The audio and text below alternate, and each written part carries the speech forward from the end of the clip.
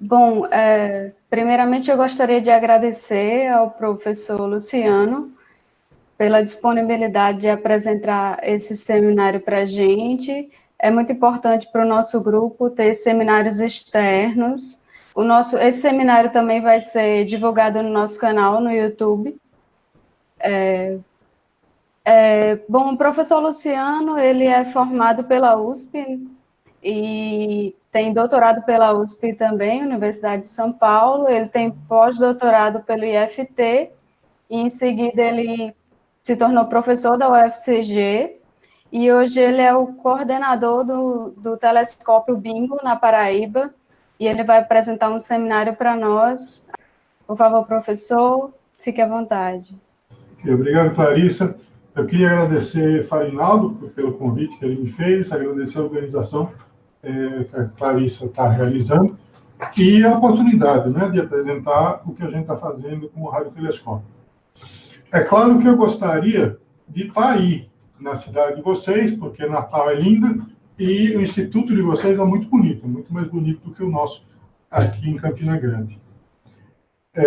Contudo, no momento em que a gente vive, essa é a minha primeira apresentação do dia, mas eu ainda tenho mais outras 2 videoconferências. Então, a gente está num momento extraordinário e a gente não pode fingir que não tem nada acontecendo. Eu gostaria de expressar a minha profunda empatia aos milhares de mortos brasileiros, muitos deles desnecessários. Eu gostaria de pedir para vocês que vocês pudessem se juntar numa luta pela nossa falta de governo, que a gente precisa ter um, e não obstante haver uma luta contra o governo, existe uma luta muito mais longa, que é uma batalha contínua, em proteção da democracia, em proteção dos direitos humanos e da igualdade, enfim, do iluminismo. Para defender isso, a gente precisa sim defender a liberdade, mas não é a liberdade de agir como porcos selvagens, é a liberdade de agir como seres morais que nós somos.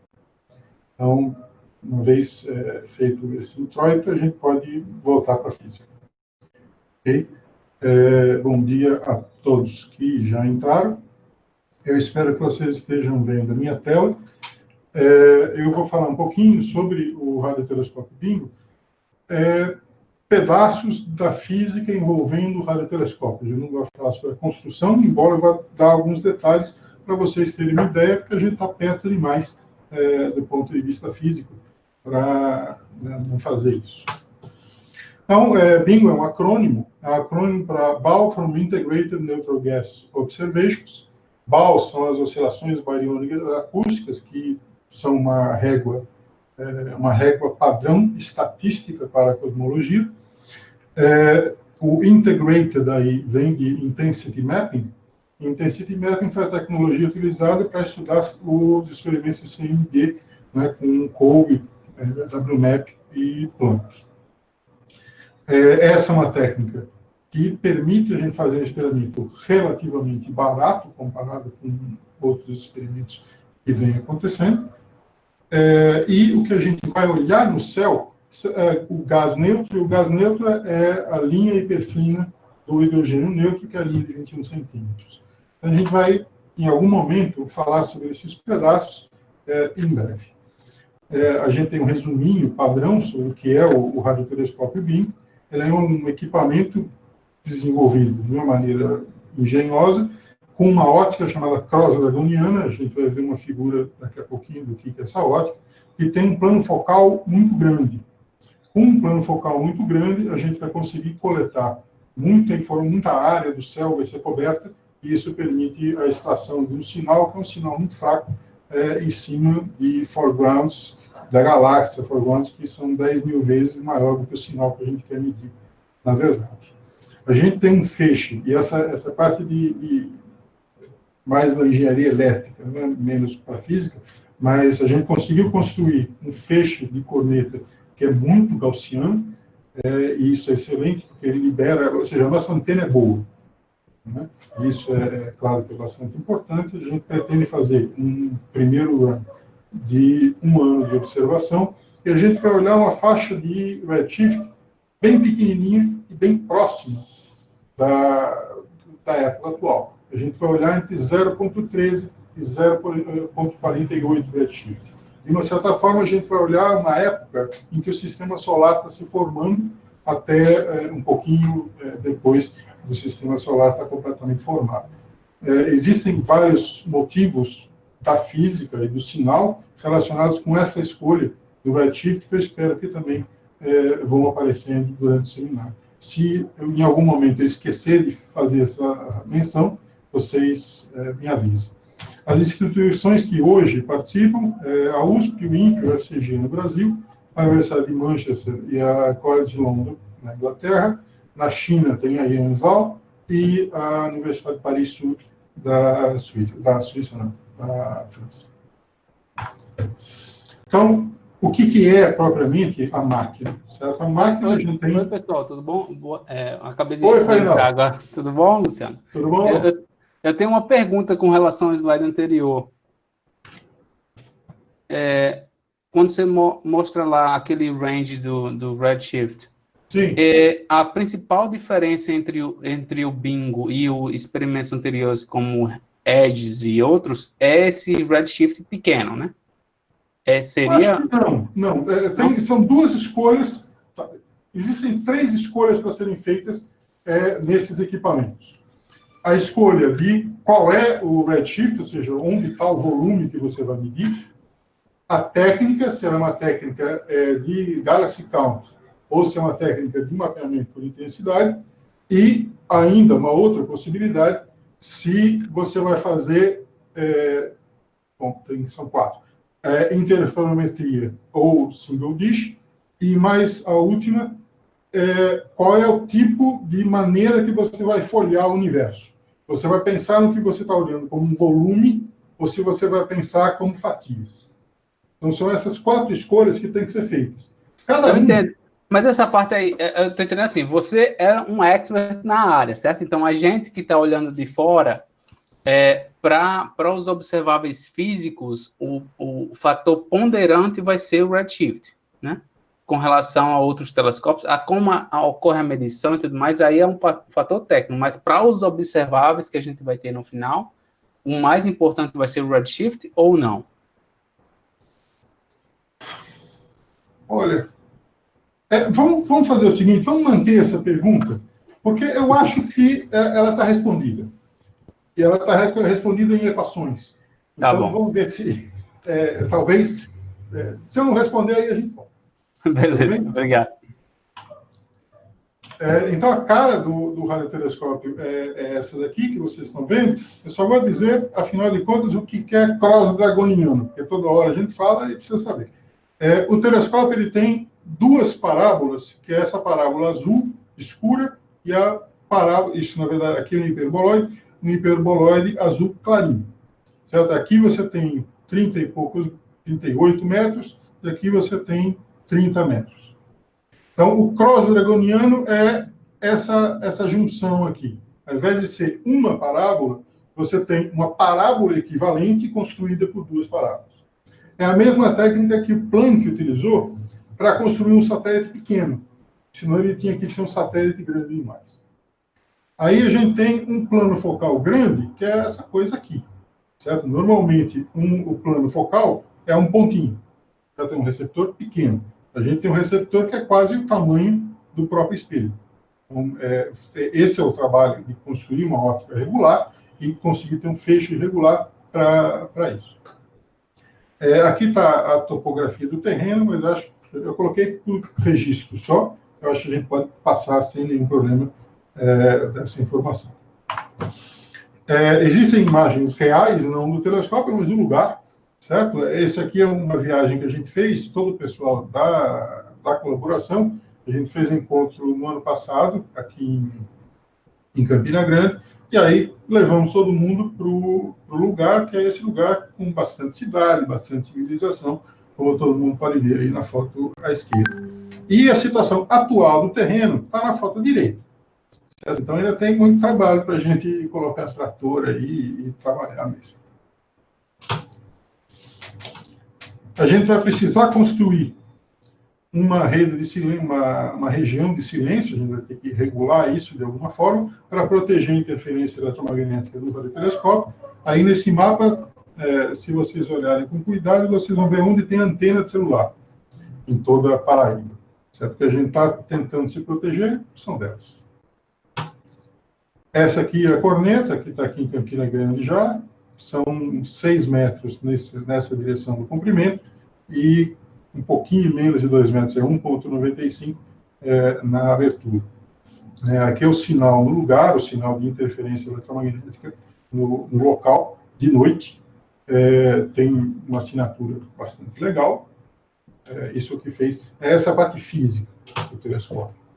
Agora a gente vai para a cosmologia observacional.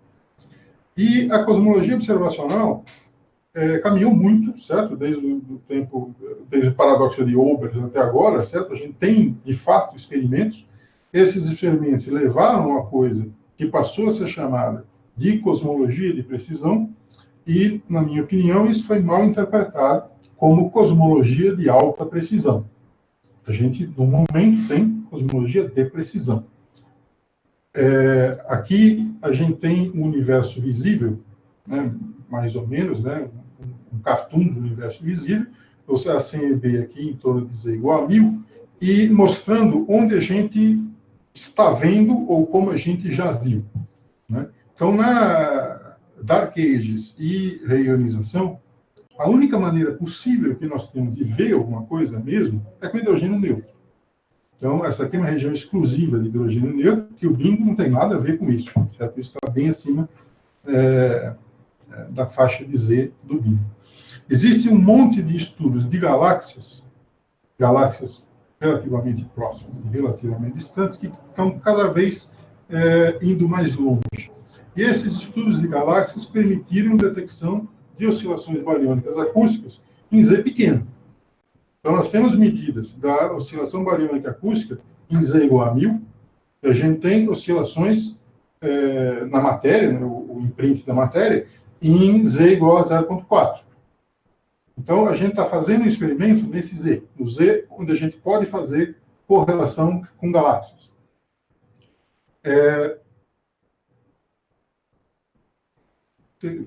Vamos lá. Tem aqui alguns que não estão funcionando, não, mas tem um azulzinho que diz Chime ou Tianlai. O Chime está funcionando. O Tianlai não está e não vai nunca, porque ele foi cancelado. Mas o Chime está funcionando, e está funcionando em Z complementar ao nosso. Ele é bastante próximo, mas é complementar. E a gente está atuando no Z mais de dentro aqui, já na época em que é domínio da constante cosmológica de energia escura. Então, o que é, em geral, cosmologia observacional? A gente parte do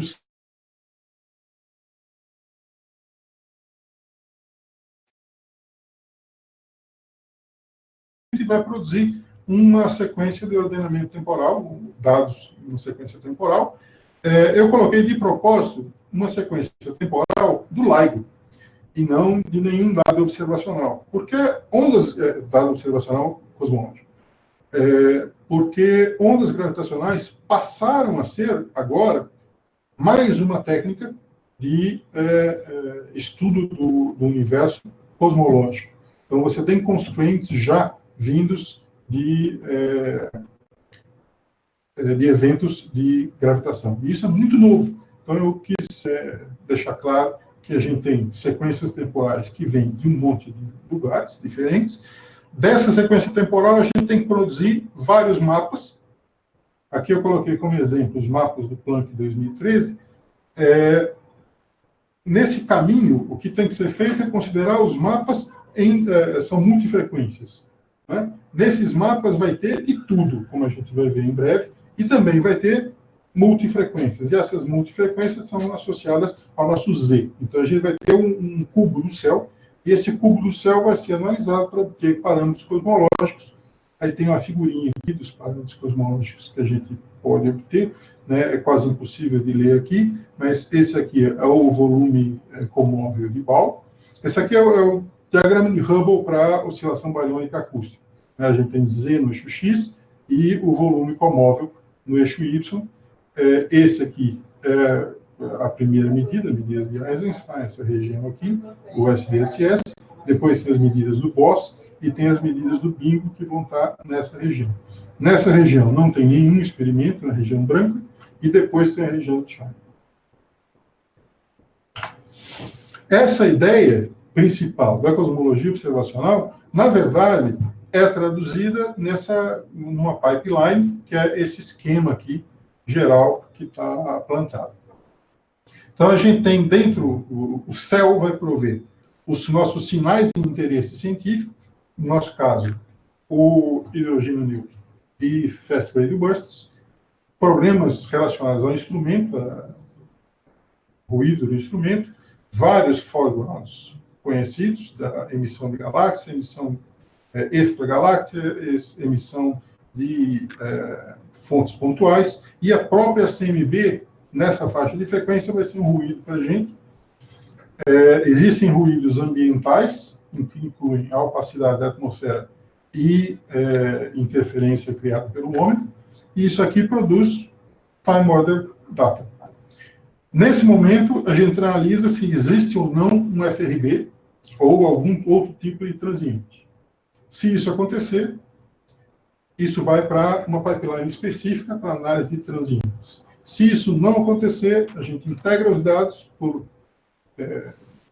50 milissegundos e aí faz o processo de limpeza dos sinais de RFI, cria mapas, e aí os mapas a gente joga na máquina de Boltzmann, né? A gente, a partir de um mapa, limpa o sinal. Aqui você tem algum tipo de código de Boltzmann, ou câmbio, ou class, ou high class, ou seja lá o que você quiser, para fazer o seu power estimate. Aí você tem os CLs. A partir dos CLs, ou seja, a partir do espectro de potência, você vai fazer alguma análise, em geral, uma análise tipo Monte Carlo, e vai obter as estimativas de parâmetros cosmológicos. Ao longo da apresentação, eu espero mostrar cada um desses pedaços um pouquinho mais do que o cartoon. Eu estou vendo o Farinaldo com uma cara que acho que ele está agoniado. Estou pensando aqui, Luciano, uma coisa. Nos foregrounds que você tem, eu imagino que o do CMB deve ser uma coisa mais flat, aí você consegue mais fácil de subtrair, apesar dele ser um ruído grande, ou não? Vamos chegar lá. Vamos falar. CMB, de fato, é bastante fácil, porque a gente tem o plano de 2018. Né? Agora, a gente tem que considerar o mapa de CMB que existe interpolado para as frequências que a gente vai ter, o que envolve algum tipo de algoritmo, envolve algum tipo de guesswork. Então, essa interpolação pode criar ou não alguns artefatos. Mas, de fato, eu acho que é o menos preocupante dos que a gente tem, porque ele é, de fato, o mais conhecido, de longe. Então, quer dizer, o mais conhecido numa amplitude razoável. Né? A radiação Singleton é muito bem conhecida. Só que ela é gigantesca. Então, para a gente tirar ela, a gente acaba sofrendo. Então, o caso cosmológico, o caso de ciência do bingo, ele tem dois aspectos, um de cosmologia e um de astrofísica. Na cosmologia, a gente quer construir um telescópio que é um espelho único, né? Apesar de a gente ter visto dois, eles equivalentemente são um só, que tem uma eletrônica não resfriada com nitrogênio, o que torna isso um processo barato. Nosso sistema aí tem 70 Kelvin de ruído, que é bastante bom. Vai dar para diminuir um pouquinho, possivelmente. A gente tem esse plano focal muito grande. O que a gente está olhando no céu a cada instante é exatamente o tamanho da oscilação bariônica acústica. E isso é importante porque a gente está pegando a oscilação bariônica acústica como um pixel. E a gente vai rodar isso ao longo do ano, isso vai criar uma faixa no céu, e essa faixa vai ter 5.000 graus quadrados. Eu não sei vocês, eu não tenho nenhum feeling e quantos são graus quadrados. Mas vai ter uma figurinha, onde fica bastante claro o que é um e o que é outro. A gente vai... Bom, está aqui escrito o que eu acabei de falar. A resolução de BAO hoje é em torno de 40 minutos. Certo? Do ponto de vista óptico, isso é um absurdo. Agora, o que a gente não quer olhar uma galáxia. A gente quer olhar BAO, que são 150 megaparsec. Então, tem um monte de galáxias. Longe do período de reionização, o sinal de intensity mapping é mais fácil. E esse é um dos motivos principais pelo qual esse experimento está sendo feito nessa faixa. Certo? Tem dois, que eu acho que vai ficar claro. Ele é um sinal, ele tem várias características. Primeiro, ele vai se correlacionar fortemente com o sinal de matéria escura. Então, a gente vai ter um bias de matéria escura e um bias de energia escura juntos. É possível extrair os sinais? Esse sinal foi quase observado pelo Observatório de Greenberg. Eles não conseguiram extrair nada, mas eles conseguiram extrair uma coisa que demonstra que, se eles tivessem outro radiotelescópio, teria funcionado. Então, isso, em um certo sentido, demonstra que a gente também vai conseguir fazer. E o que a gente vai fazer, aqui tem uma escolha bastante precisa, a gente vai fazer uma análise tomográfica. A gente não vai fazer uma análise de volume. A gente vai fatiar cada um dos Zs para fazer essa análise de parâmetros cosmológicos em faixas de Z. Ao fazer isso, a gente está se livrando de uma degenerescência que existe entre redshift distortion e possibilidades de um balanço entre matéria escura e energia escura e curvatura que podem acontecer para Zs grandes, que vão afetar o sinal de redshift distortion, não vão existir nesses Z baixo se a gente usa um sistema tomográfico. O motivo para isso é que a gente não vai utilizar em nenhum momento uma distância.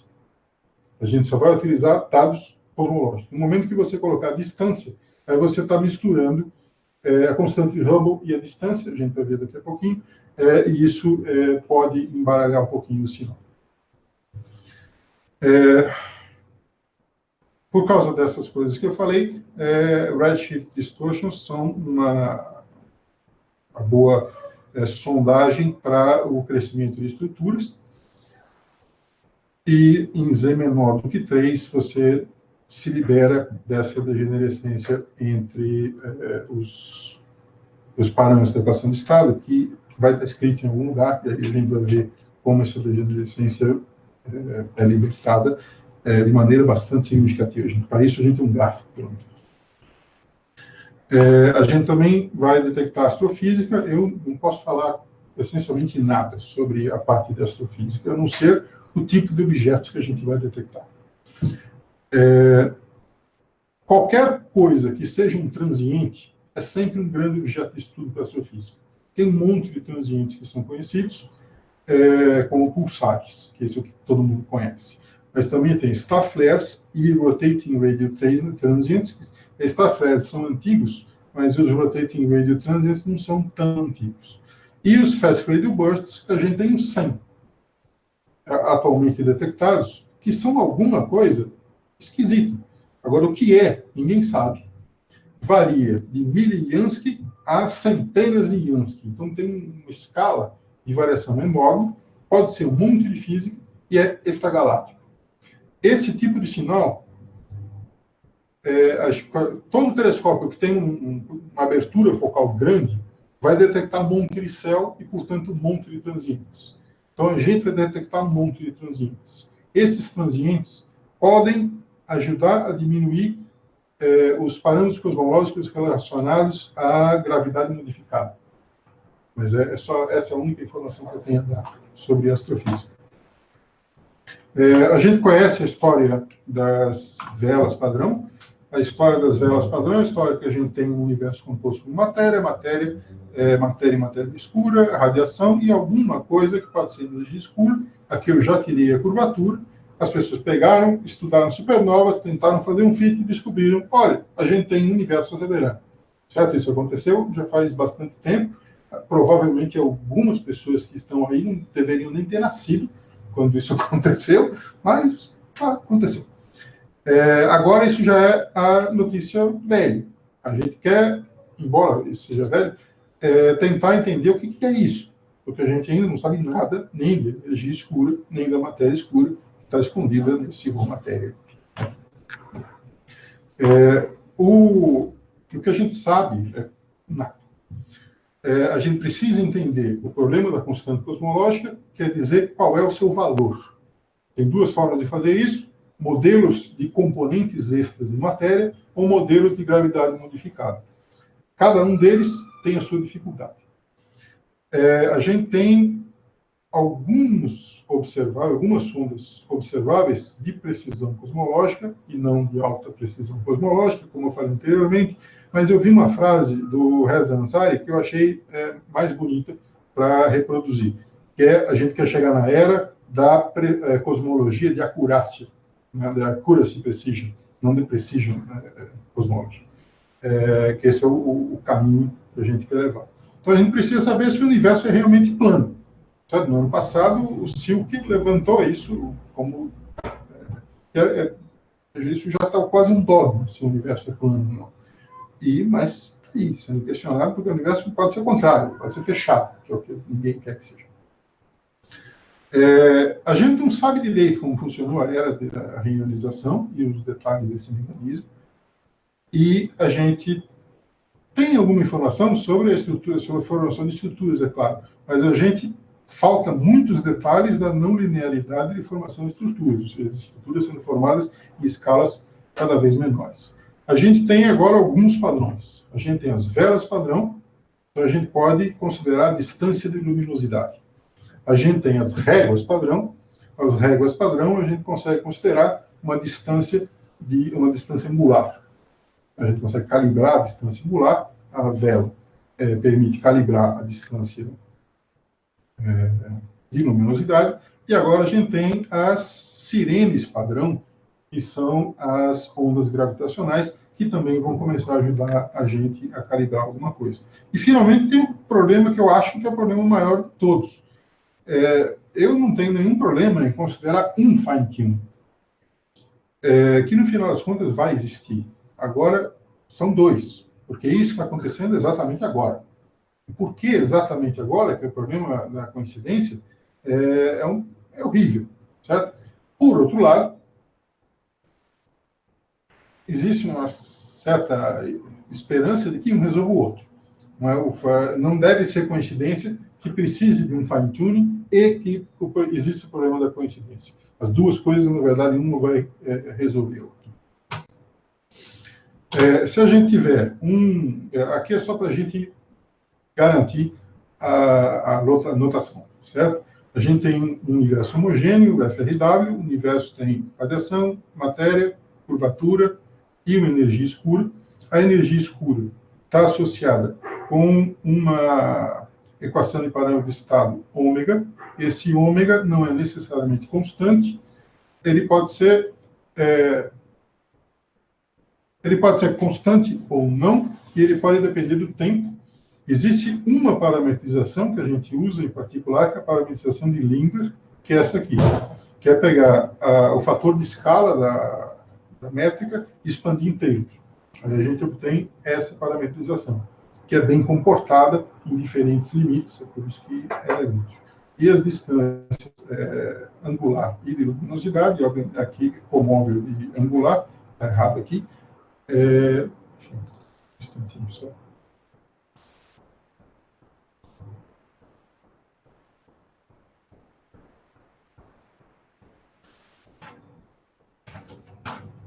Agora está certo? E a partir do universo homogêneo, a gente tem um universo isotrópico, a gente tem uma perturbação da métrica no gauge newtoniano, e a gente não está perturbando nenhum elemento que não seja fora da diagonal, a gente está perturbando somente com dois potenciais, a gente não está preocupado nessa equação com ondas gravitacionais. A gente considera que cada matéria, cada fluido, tem uma perturbação correspondente à perturbação da métrica, e a gente pode escrever a equação da divergência para o tensor para o Temini. Vai ser uma equação de Euler. Essa equação é sempre uma equação que parece uma coisa com essa primeira equação aqui. Essa equação de um oscilador harmônico forçado com alguma fricção que vem do bulk da expansão do universo. Então, aqui é possível a gente construir quem é cada um desses sujeitos, expandir a densidade de contraste está associada com a variação da temperatura. Aí a gente pode construir uma variação de temperatura e estudar as flutuações de variação de temperatura. Essa história de achar o pico acústico em CMB. Certo? Em CMB, a gente pega qualquer mapa do... Bom, tem que ser a partir do WMF para cá, para a gente ver os picos, né? Você pode fazer o seu plot. Eu tinha feito tudo bonitinho com o plot, só que demora muito para fazer, aí eu desisti, deixei só as figuras. Você carrega no RealPy o seu mapa e você pode produzir imediatamente os CLs do outro lado. Certo? Então, é esse o nosso trabalho. Aqui a gente tem o pico acústico, aqui a gente tem as oscilações, a variação entre essas amplitudes, cada uma delas está associada com elementos que existem nessa integral aqui, que vão ser relevantes para uma equação semelhante que a gente tem para a hidrogênio. Então, o que a gente quer construir é isso. Isso foi o que aconteceu na época da recombinação. Essa recombinação tem aqui oscilações, que é um tamanho estatístico padrão das inhomogeneidades na figura aqui do Planck. E isso vai dar um imprint na matéria. Um imprint na matéria envolve tanto a matéria escura, quanto o bárions, fóton e neutrino. Aqui a gente está, essa figura é a figura do Eisenstein, já é famosinha, né? E mostra que existe um tamanho preferido de separação de galáxias para um dado Z, que foi a medida. Hoje, esse Z é muito próximo de 145 megaparsec.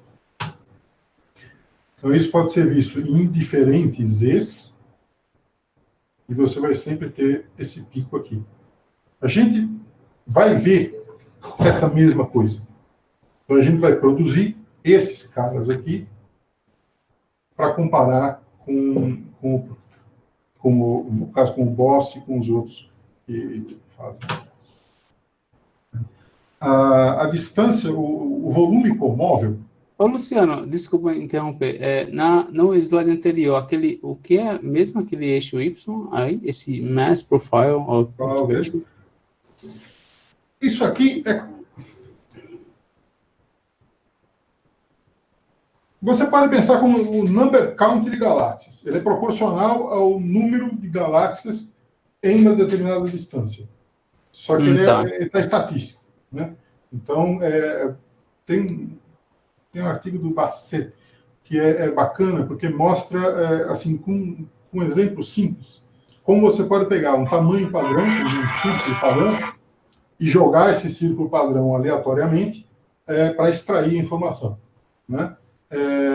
Dependendo como você jogar, a transformada de Fourier te dá imediatamente, a transformada daquela imagem, te dá imediatamente no centro da frequência. Agora tem vários ruídos, e é isso que a gente está construindo aqui. Então é um pouquinho mais difícil do que isso, a reconstrução desse cara aqui. Mas essa equação é a equação desse sujeito.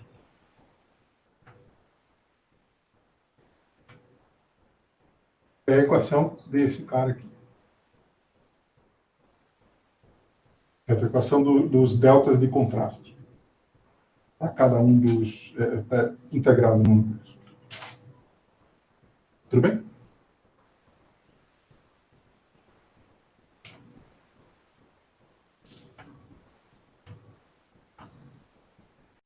Bom, então, em cerveja de galáxia, você mede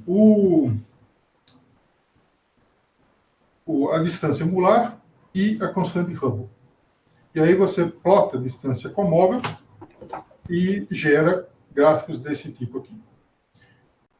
Agora você está medindo essa combinação. E essa combinação tem trade-off entre um e outro. Se você não tiver uma boa medida de Z, de qual é o valor de Z, você piora cada vez mais a sua medida.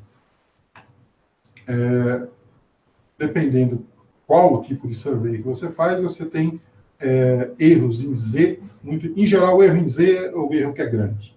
Então, a gente consegue reduzir erro em Z fazendo uma medida tomográfica.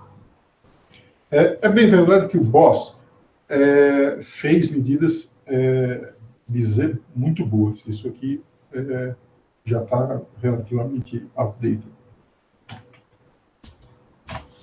Então, o nosso sinal é o que vem do céu, da galáxia, fontes extragalácticas, CMB, atmosfera, polarização e o sinal cosmológico.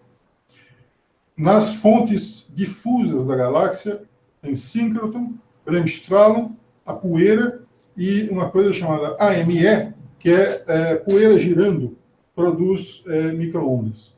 E essas micro-ondas está sendo cada vez melhor estudado como elas afetam no sinal cosmológico. Então, uma das astrofísicas que o Bingo vai fazer é um entendimento melhor desse tipo de emissão anual. Existem fontes extragalácticas conhecidas e desconhecidas. Aí a gente tem a temperatura CMB fazendo um papel aqui. E aí, lá no final, a gente tem o hidrogênio. Então, a gente quer falar hoje exclusivamente desse último pedaço aqui. A gente não quer falar dos formatos. Então, o sinal de hidrogênio neutro em Z pequeno, a gente precisa assumir algum conjunto de coisas. A gente está assumindo que existem fontes de rádio em 21 centímetros na linha divisada. A gente está assumindo um universo isotrópico. Parece que é a mesma coisa, não é? Que a gente está assumindo agora embaixo um universo FRW na ausência de perturbações, mas isso depende um pouquinho de qual é o modelo de gravidade que você for utilizar. Então, é melhor deixar as duas informações. E a gente também está usando várias outras aproximações. A gente está utilizando a aproximação de Rayleigh-Jeans, certo? E o redshift pequeno, e que a temperatura de CMB é muito menor do que a temperatura de spin.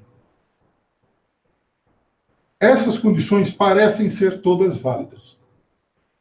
Existe muito pouco hidrogênio neutro num Z tão pequeno. Tinha muito Z quando foi produzido, em Z igual a 1000. Aí o universo foi se reionizando. Uma péssima palavra, porque ele nunca foi ionizado. Mas ele foi se reionizando. E hoje a gente tem um universo que é essencialmente todo ionizado, de brilho. E o hidrogênio neutro que existe está associado à época das formações das galáxias. Então, no núcleo próximo ao centro de galáxias, existem bolsões de hidrogênio neutro protegidos por hidrogênio ionizado em uma temperatura diferente. Então, isso já foi suficientemente estudado para a gente ter uma visão de como é a distribuição. Agora, então a gente sabe mais ou menos a temperatura desses caras, por isso que a gente sabe que tempo sempre é muito menor do que a temperatura de spin, mas a gente tem que assumir que essa distribuição é uniforme para considerar o universo como um todo. Então a gente tem uma densidade de número de átomos de hidrogênio, que é composta de átomos no estado excitado, no estado tripleto e no estado do singleto. A gente define a temperatura de spin para entre essas espécies, entre o tripleto e o singleto. E esse T10 pequenininho é a temperatura da variação a variação perfil, a energia, né, a diferença de energia da transição perfil. Ô, Luciano, então, nesse caso, como para o redshift pequeno, se o bingo vai são desse redshift pequeno e essa abundância de hidrogênio neutro que você está falando não é tão relevante, então a gente não pode fazer um estudo similar ao que o pessoal fez para o EDGES, quando saiu aquele resultado da linha de 21 centímetros. A gente pode fazer um estudo similar ou não? Não, o que a gente está fazendo é um trade-off.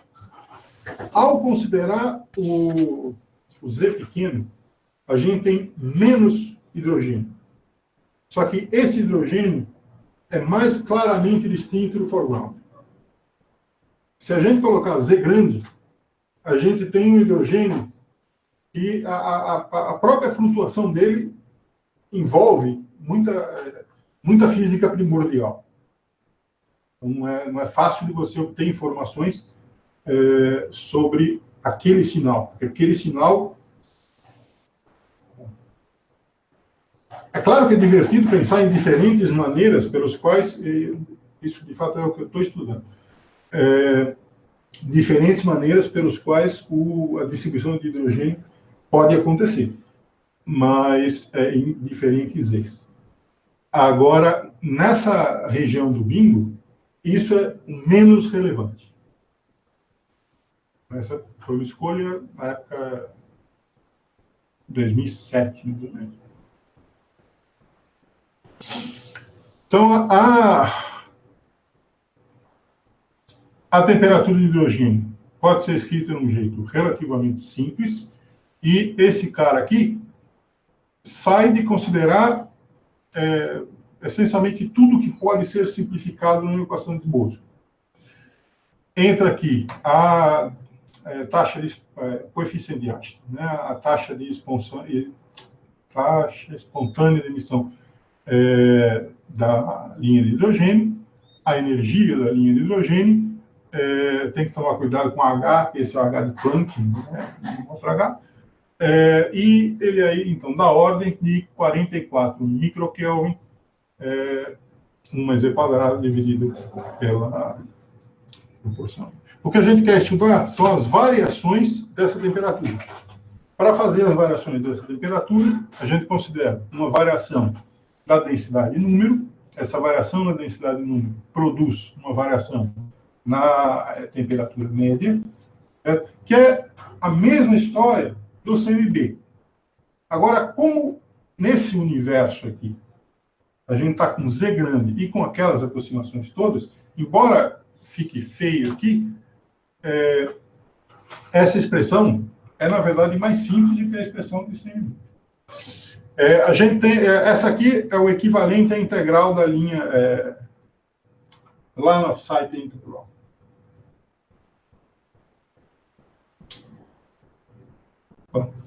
A integral de line of sight. Cada pedaço aqui é uma perturbação conhecida. Aqui você tem a perturbação da densidade do hidrogênio. Aqui você tem desvios de redshift distortions. Esse pedaço aqui é o pedaço Sachs-Wolf. E esse pedaço aqui é o integrated Sachs-Wolf. Aí a gente tem... Aqui é onde você escolhe o que você vai fazer depois. Você quer construir esses caras, de uma certa forma. E você quer construir com a dependência deles.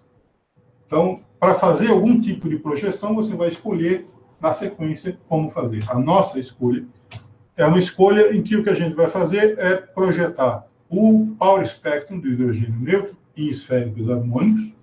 Até aqui não fez nada. A gente considera a expansão, e essa aqui é uma escolha, a gente considera uma expansão em onda plana para construir o ΔT nesse espaço de Fourier, essa transformada do ΔT. Certo? Agora, esse cara mora em Z. Aí você, uma vez feito isso aqui, usa essa expressão, e aí você tem uma coisa que parece a expressão que a gente acabou de ver. Um defeito.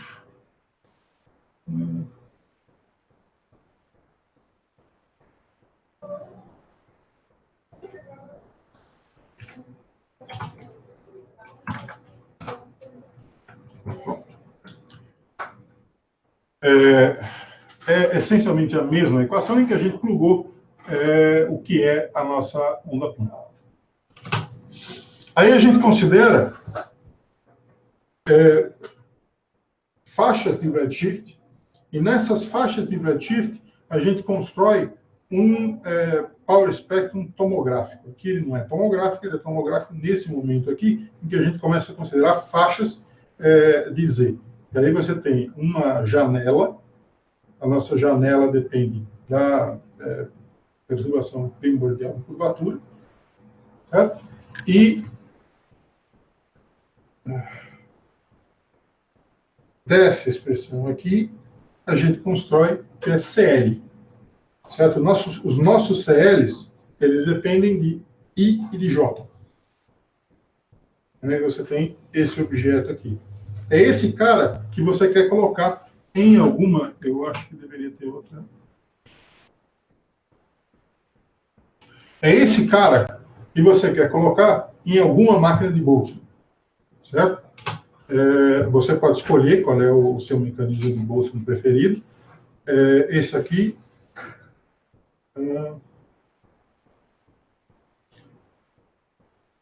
esse é o câmbio. Esse aqui é o câmbio. E cada pedaço aqui, cada cor, corresponde a cada um dos termos dessa equação número 5 aí de cima. Então, a gente tem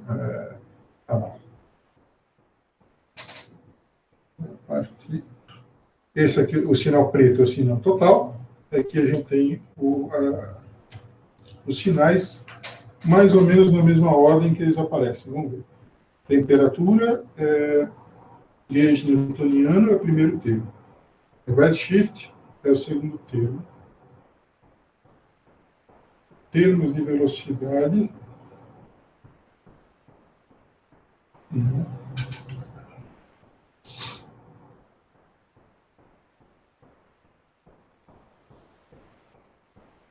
é porque eles estão misturados aqui. Na outra é um pouquinho... Está na mesma ordem da primeira equação, antes de fazer a tomográfica.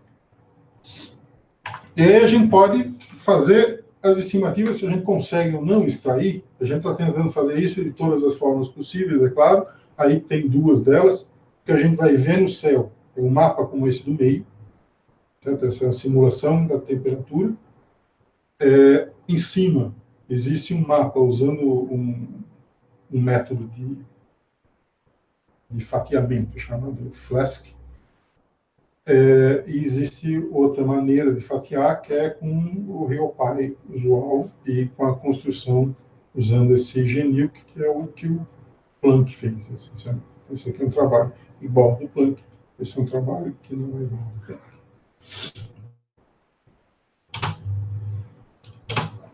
Dentre os milhares de modelos de energia escura disponíveis, certo? Em algum sentido, todos eles podem ser parametrizados por ômega 0 e por ômega A. Todos eles são alguma escolha meio arbitrária de qual é o potencial.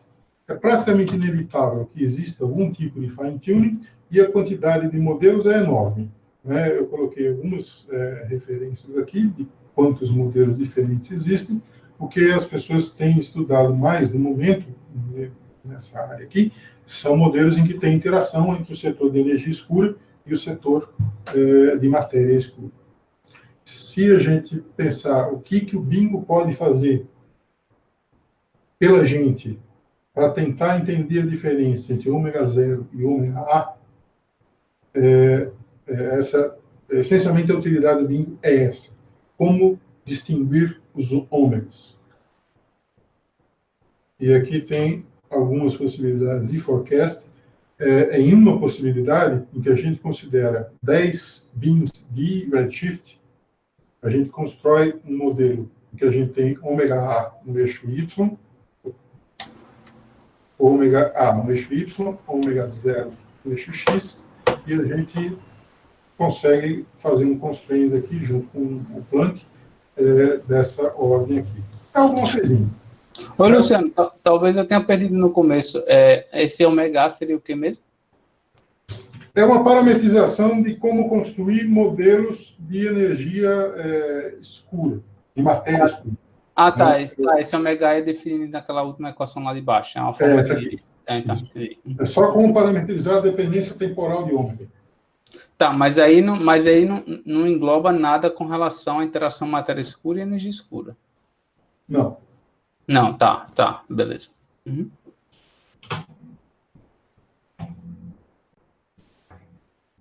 Se a gente aumentar o número de pins de 10 para 40, eu não sei se vocês conseguem ver a escala. Certo? Aqui a gente está de menos 2 até 2. Aqui a gente está de menos 0,6 a 0,6. Então, ao quadruplicar o número de bins, a gente essencialmente dividiu por 4 também a variação de ômega. Então, a gente conseguiu colocar ômegas bem mais restritos. Né? Infelizmente, embora seja óbvio, cada parâmetro cosmológico depende fortemente do número de bins. Existe um número de bin ótimo em que algum parâmetro cosmológico fica melhor. Quanto mais bins, melhor. Mas cada um deles tem um mínimo em um lugar diferente.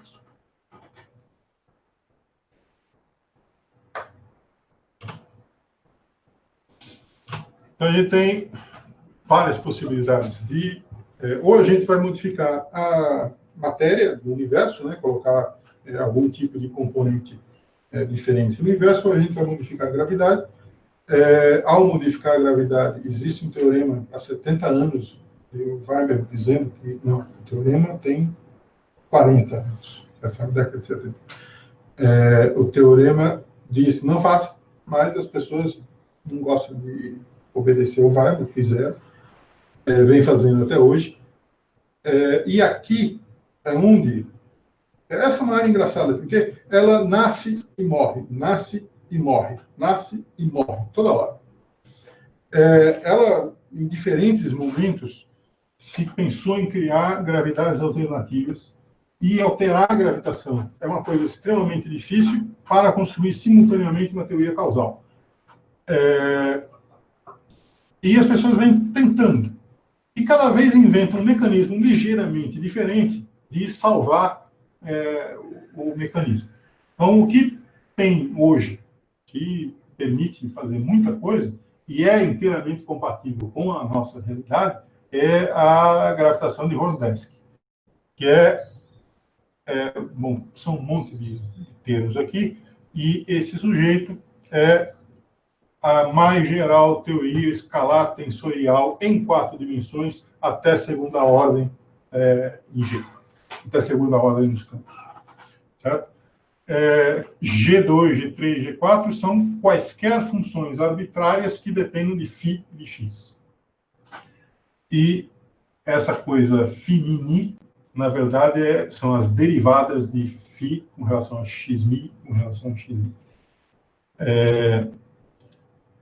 E esse cara aqui inclui quase todos os modelos de gravitação modificada que existem. E X é o que nesse caso, Luciano? X é um parâmetro. Pode ser... Essa teoria é engraçada. Pode ser quase tudo. Raramente as pessoas consideram essa ação. As pessoas consideram um conjunto particular que tem propriedades boas. As propriedades, além de ela ser até segunda ordem, tem propriedades boas, significa que você tem uma coisa que parece FRW e você consegue fazer perturbação do tipo ADM Decomposition e chegar com escala Vector Tensor Decomposition. E você exigir isso aqui, já não tem tantas que são assim. Existe um caso famoso que as pessoas queriam fazer gracinha e falaram que era a gravidade dos Fab Four, né, que tem os potenciais de Ringo, John, quem são os Beatles? Ringo, John, Não, Ringo, Paul... Bom, eram os 4 Beatles. Agora a gente tem mais do que 4 Beatles, a gente já tem 5 Beatles aqui, mas combinações deles produzem sempre as teorias de Fab Four. O Francisco Brito tem trabalhado. Pronto, Ringo, Paul, George e John. É isso mesmo. Deve ter mais de 20 anos essa pessoa. Gravitação, ondas gravitacionais colocaram um forte peso em qualquer modificação da gravidade, porque disseram qual é a velocidade. Disseram que a velocidade da luz é igual à velocidade da gravitação em algum sentido muito forte. Isso excluiu um conjunto enorme de possibilidades, incluindo vários Hornesky, mas deixou livre um monte. E não bastasse isso, as pessoas são criativas, elas pegaram e construíram um mecanismo tipo Weinstein, que é um mecanismo de fazer a gravidade ser esquisita em grandes distâncias e normal a pequenas distâncias, é um mecanismo tipo screen, de alguma forma, com um campo que tem o sinal errado o termo cinético com o sinal errado, mais um potencial. E com isso, você leva para longe à vontade. Certo? Você praticamente deixa de excluir qualquer teoria de gravitação modificada se você construir um mecanismo de Weinstein adequado para a sua teoria. Esses caras, eles têm uma vida própria na comunidade, porque eles têm um código de Boltzmann próprio, que faz perturbações para Horndesk. Aqui esse HI não é hidrogênio neutro, esse HI é Horndesk, não sei o que é, e está associado com o pacote class, né, mas ele é uma alteração do pacote class para trabalhar com Horndesk. A gente, nesse caso, a gente não tem nenhum forecast do bingo, mas a gente está trabalhando nesse caso. Aqui a gente tem o que eu falei que eu ia falar, eu lembrei sobre o que são 2.000 graus quadrados, certo? O bingo é essa linha azul aqui. 2.000 graus quadrados é essa linha aqui, até essa faixa azul. E nessa faixa azul, a gente tem que excluir dessa faixa o plano galáctico, então é onde tem esses contorninhos, a gente tem que... Esse aqui não, mas esse aqui tem, esse de dentro, vocês não estão vendo. Aqui agora vocês estão vendo. Esse pedacinho aqui e esse pedacinho a gente tem que excluir, né? E a conta que está lá está levando em conta que a gente excluiu esses pedaços aqui. A gente tem intersecção com vários dos modelos existentes ou a existir. A maioria aqui são Galaxy Surveys ou coisas parecidas com Galaxy Surveys. E existem também vários tipos de experimentos em cosmologia de 21 centímetros que estão acontecendo. Um deles aconteceu, é o que eu me referi como o exemplo que prova o conceito, né, no Green Bank. O CHIME está funcionando, não está produzindo ciência cosmológica, por enquanto, do ponto de vista de cosmologia, eles ainda estão calibrando o instrumento. Os 2 TMIs não devem existir. Esse eu não sei. E aqui está o bingo. A gente tem alguns outros experimentos espalhados por aí. Certo? A gente tem um conjunto considerável de experimentos atuando aí para chegar. Luciano, em algum momento você vai falar não sei se você falou logo no comecinho, qual o timeline aí do bingo? Eu não ia falar porque eu sabia que alguém ia perguntar, mas é a penúltima transparência, aí a gente chega aí. Aqui tem alguns trabalhos publicados a respeito do bingo, um deles foi organizado pelo Farinaldo, aqui, e aí tem alguns trabalhos publicados, e a gente tem hoje uma reunião para definir a publicação de 5 trabalhos, cada um relacionado em uma das áreas que foram tratadas aqui. Eu agradeço a todos vocês, aí as minhas possibilidades de contato, eu agradeço aos financiadores que a gente tem. E a gente... Bom, o universo parece que continua se expandindo, mas o Brasil parece que foi congelado. Então, eu não tenho o que dizer a respeito de nada como meses. Né? A gente deveria, agora, se fosse um ano normal, a gente já teria tratores. Né?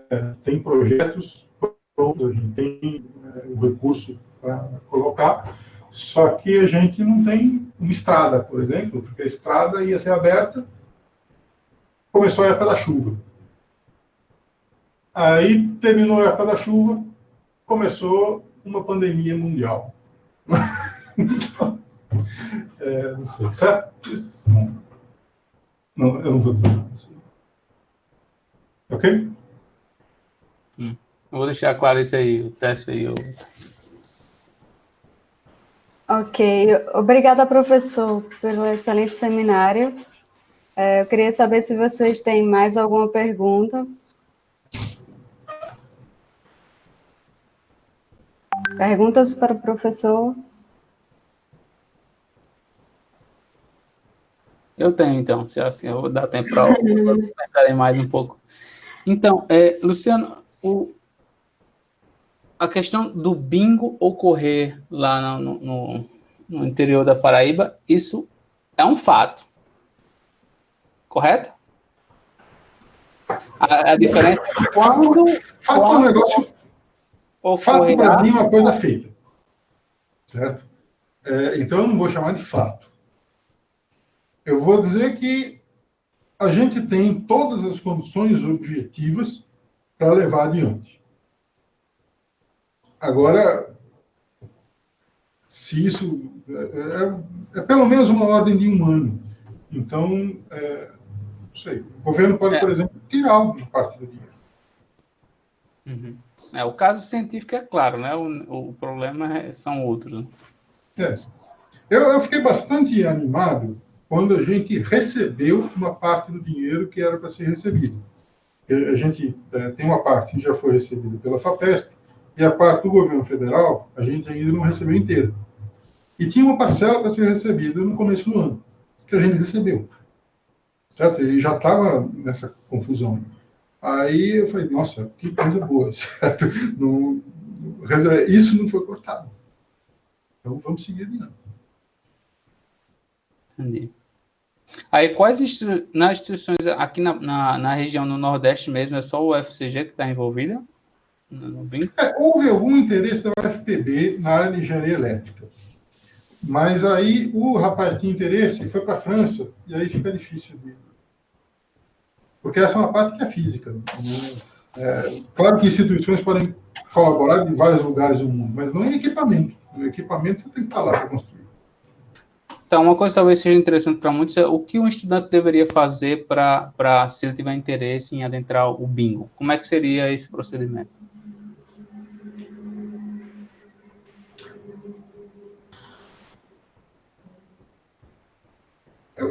Eu acho, sabe, o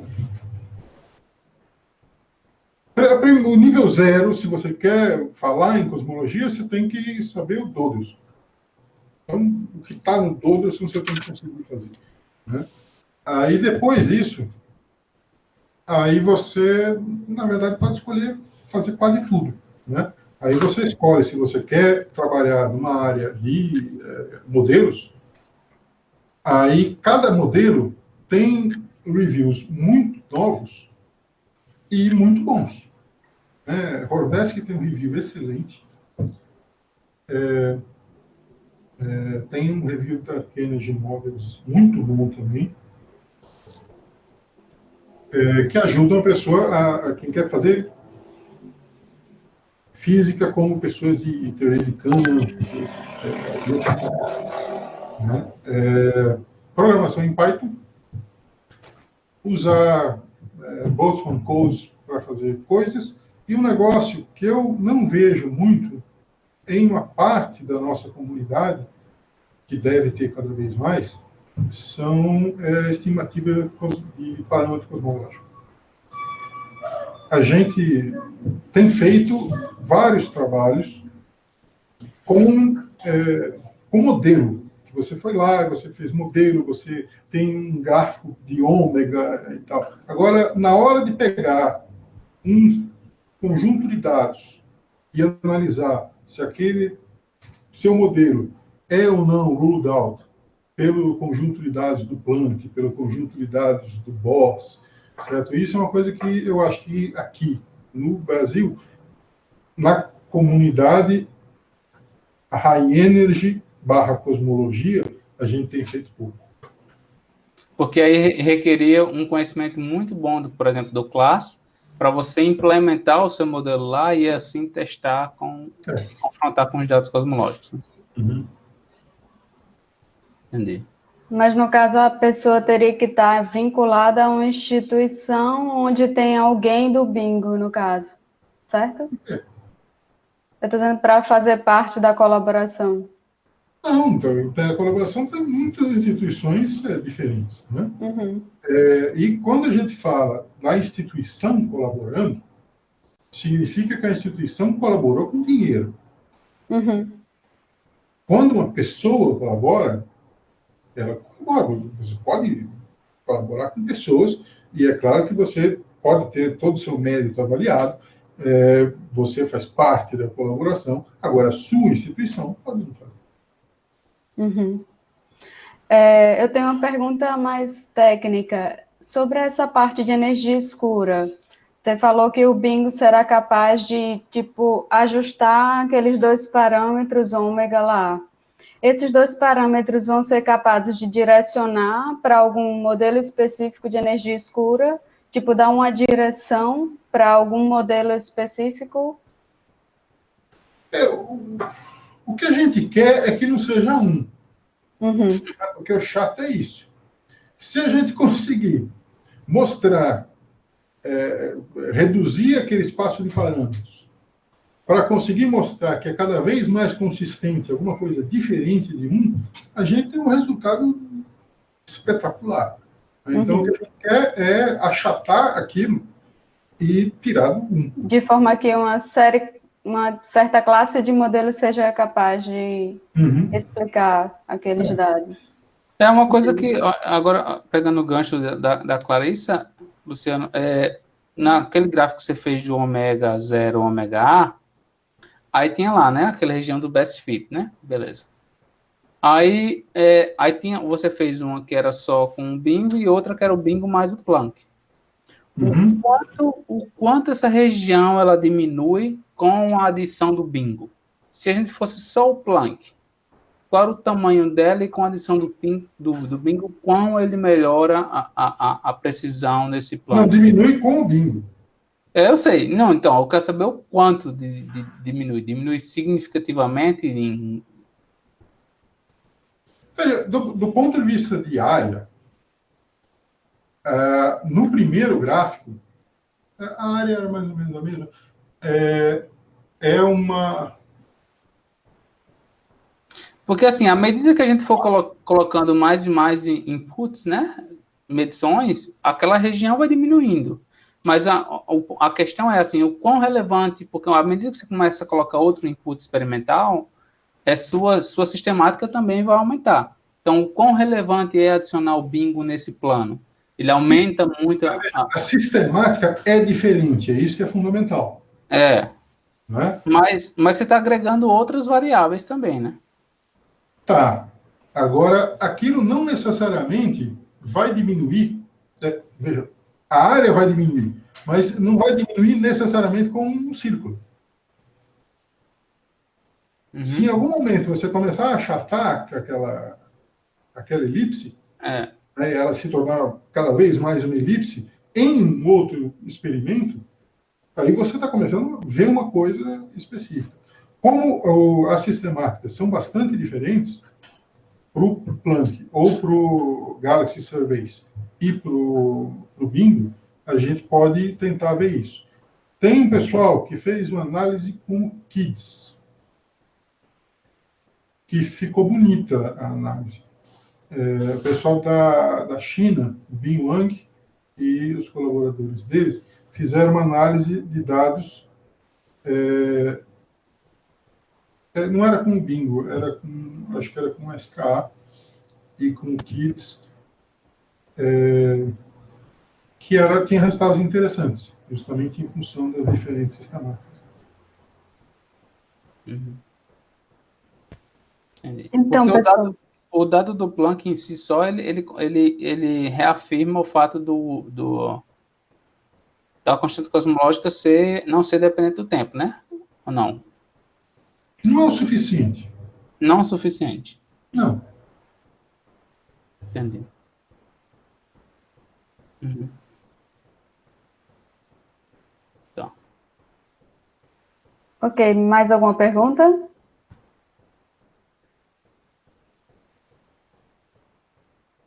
Me parece que não, então acredito que podemos encerrar aqui. Só para terminar a resposta que eu acabei de dar para a Farinaldo, não suficiente se você considerar os parâmetros que a gente está considerando. Entendi. Se você colocar, por exemplo, a curvatura zero, aí você muda isso. E uma coisa que eu queria acrescentar antes da Clarissa terminar a